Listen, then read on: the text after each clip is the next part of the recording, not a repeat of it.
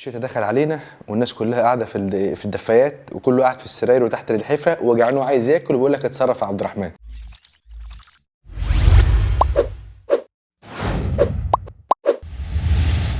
انا بقى النهارده جاي اتكلم معاكم النهارده عن اكتر الاكلات اللي احنا بنحبها في الشتاء اللي ممكن تبقى الناس فاكره انها مش هنعرف ناكلها، او بالعكس هديك ريكومنديشن وهديك تعليمات لاكلات لطيفه جدا ممكن تفيدك في الشتاء بالثقافه بتاعتنا في المصريين. شوربه العدس. شوربه العدس من اكتر الاختيارات اللطيفه جدا اللي ممكن تستخدمها خاصه في وجبات العشاء. الدفه بقى يا عم كده وانت تحت البطانيه ببوله شوربه عدس ما تقلش عن ربع لتر يا عم، 250 مللي. وعايز اقول لك ان سعرات العدس هتبقى قليله جدا، مش هتعدي البوله دي كلها 220 230 سعر. بس تعالى نتكلم برضو عن العدس اللي هو عباره عن ايه. الشوربه عدس اصفر، جزر وطماطم وبصل، يعني ملاقيش زبده، ملاقيش الشعريه المحمره، ملاقيش ان هو الناس حاطه فيه بطاطس وكوسه وكسرات لطيفه من الخبز. يعني شوربه عدس كده عقل هاديه الله يبارك لك. برضو بقى مين ما يحبش الحلبسه؟ في ناس تقول لك ايه الحلبسه دي اصلا؟ حمص الشام يا عم. حمص الشام برضو من الاكلات اللطيفه جدا اللي ممكن تاكلها في ليل الشتاء كمان في السهرات.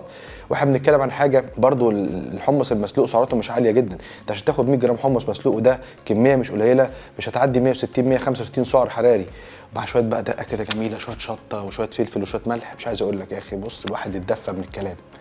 وبعد كده بقى عندك ايه كمان؟ عندك البطاطا المشويه. حلو. شويه بطاطا 100 جرام ولا 150 جرام عليهم شويه عسل ابيض. يا سلام يا سيدي. وبعد كده عندك حاجه كمان، الترمس.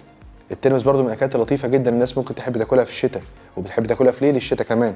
برضو سعرات الترمس مش عاليه، بالعكس انت معظم البقوليات كلها زي ما ضربنا مثل بالعدس والترمس الحاجات دي سعراتها مش عاليه خالص وتقدر تاخد منها كميات مقننه في البروجرام بتاع التغذيه بتاعك.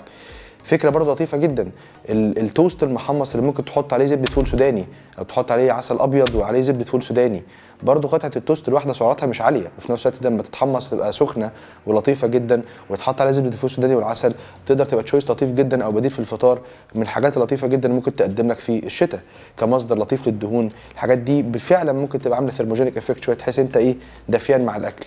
ولو هتكلم على حاجه اخيره انا مش بفضلها دايما في الاختيارات هي الذره اللي هو نعمل بيه فشار. ليه؟ لان سعرات الفشار عاليه او سعرات الذره نفسها ككميات عاليه. ال 100 جرام ذره فيها حوالي 360 365 سعر. بس احنا مش هناخد كميه كبيره من الفشار، ها ركز مع بعض كده، مش هناخد ايه كميه كبيره من الفشار. فممكن مثلا لو جينا نسخن مثلا 30 40 جرام من حبوب الذره ده يبقى رقم مقبول جدا انك تاخده من الفشار. وبقى كده يا عم روقنا عليك في الشتاء، كلت حمص وكلت ترمس وفشار وبطاطا وشوربه عدس وتوست بزبده فول سوداني. يا اخي الدايت حلو والله.